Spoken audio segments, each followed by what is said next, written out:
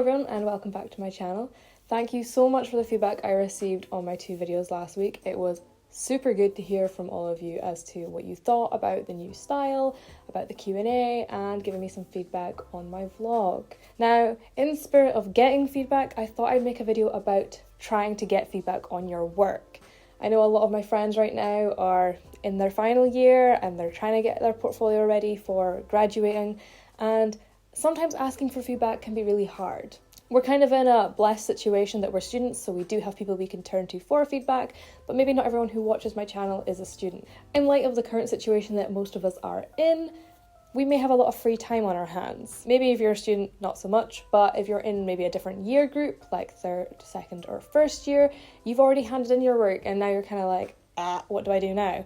We should be all working on our portfolios. Portfolios are a massive part of our career choice. And when I say our career choice, I mean anyone in the creative field. Whether you're a designer, an illustrator, or a filmmaker, you need to have a portfolio to showcase your work.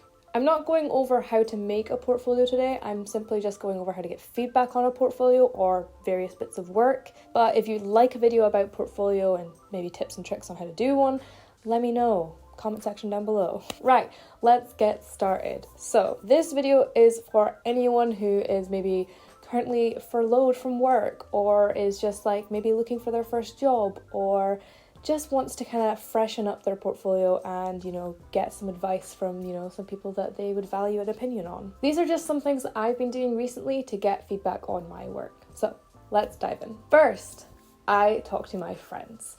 My friend group is people who I sat with in uni, or maybe they're people I went to college with, or maybe they're friends from school. It doesn't have to be someone that is necessarily in the design industry, but it does help if they are in a similar field to you. For example, the people I sat with at uni, they are illustrators, graphic designers, and photographers. There is a mixed bunch of people that I used to work alongside.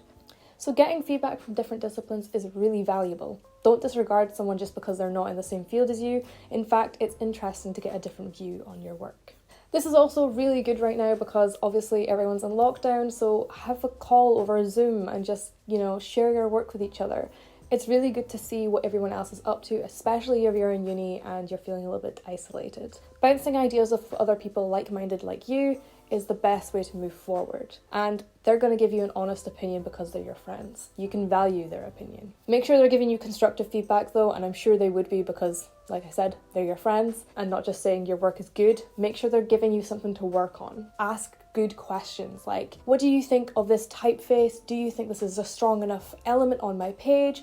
What do you think isn't standing up to the rest of my work? Make sure you're asking the right questions as well as asking for feedback. Likewise, as well as friends, you have your lecturers. Now, if you're in uni, you would have your, lecturers normally. If you've graduated, I'm sure your lecturers would still love to hear from you. I know loads of past students that are talking to my current lecturers just now, and it's really nice to see how recent graduates and further down the line graduates are getting on. Lecturers are always there for you. In fact, probably should be the first person you go to when you want feedback, but of course friends are just a little bit easier to talk to. I know that I have loads of different lecturers with different disciplines at my university I can talk to, and they're going to give you really good feedback based on their years of experience. They can also view your work from a marking standpoint, so if you're still in university and you're, wanting to tick those boxes, I suggest that you do talk to your lecturers. Especially during your university time, it's the best time to be getting feedback, and they're going to tell you how to receive feedback properly and how to give feedback. I've heard from various people in the design industry that sometimes when students do get their first design job, they're not great at getting feedback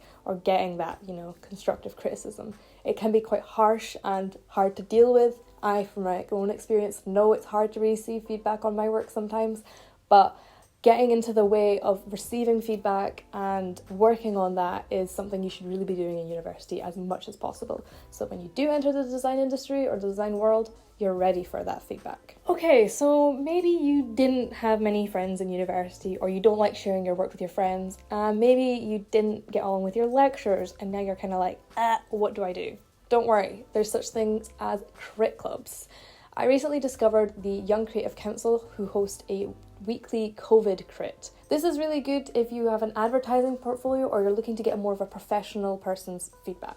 The way the Young Creative Council works is that you sign up for it and you get given 2 people from industry. I got someone from Ogilvy and Cult London.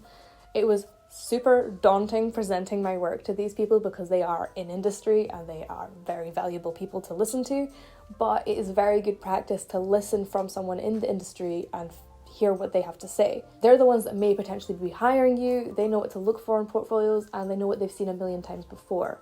So my best advice is join a crit club that gets you a little bit more into the industry. Now, another thing that may not be relevant just now, but maybe if you're watching this in the future, is looking out for events.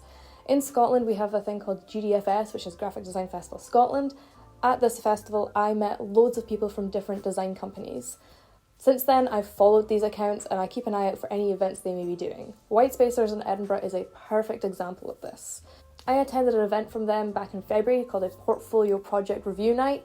So you selected one project from your portfolio and got to discuss it with somebody from industry. These kind of events are super good to attend if you can keep your eye out for them. Maybe due to lockdown, not going to be possible, but they might be doing alternatives like Zoom crits. So just keep your eye out for them. Of course, this depends on where you are and what kind of industries you're interested in, but I highly recommend watching out to see what other people are doing. If you've been lucky enough to do a placement or an internship, ask the people you worked with for some advice. Luckily, I'm still working in the company that I did my internship with, and they're always offering to give me feedback on my work, whether it be for uni or personal projects or work I do for them. They're going to give me feedback on that anyway, but outstanding out with work, they're also there to critique if I want it. So I could turn to them, or I could turn to people I've worked with in the past, like Snap Digital, and ask for advice on my work. It's important to, get a varying degree of people to give you feedback. So people who you've worked with before will understand how you've worked and maybe things you could improve on. Maybe they noticed things that you didn't do so well when you worked there before and would like to see how you've improved since. Keep those connections from your placements and internships if you can. I know a lot of people, when they go to GDFS, have one placements, so maybe it's worth contacting people that you worked with when you did that. Following on people who you've worked with, maybe think about people who you'd like to work with.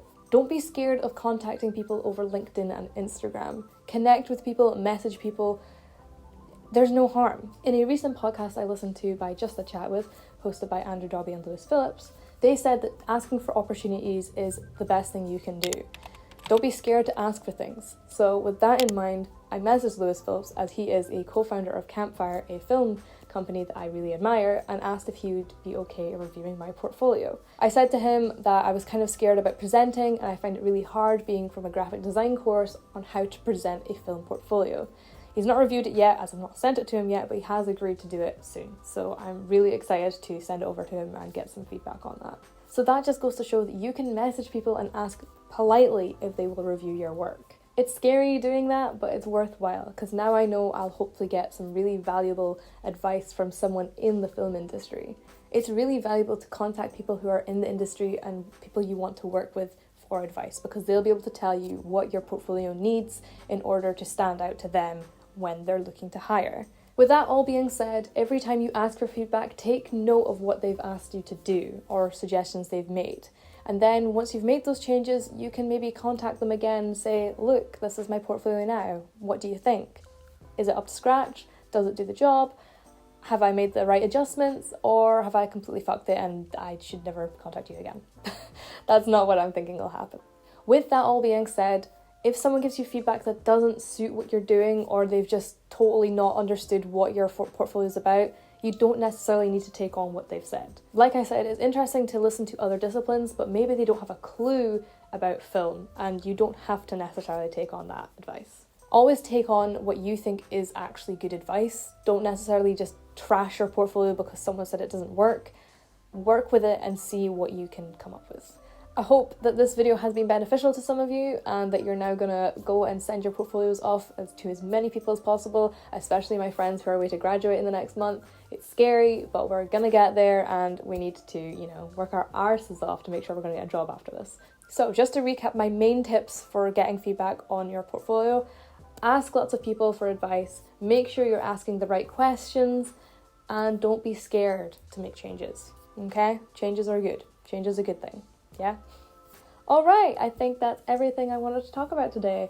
Thank you guys so much for tuning in again. If you've liked this video, please give it a little like. It does help me out. It supports my channel a lot more than you think, because analytics are the bane of my life and I really don't know how to, do them sometimes. So a like is simple, I understand it. So if you enjoy seeing more content from me, please do subscribe. I upload videos every Wednesday and Saturday, Wednesday being a video like this, Saturday being a vlog. I will see you all on Saturday with my weekly roundup vlog. Thank you guys. Bye.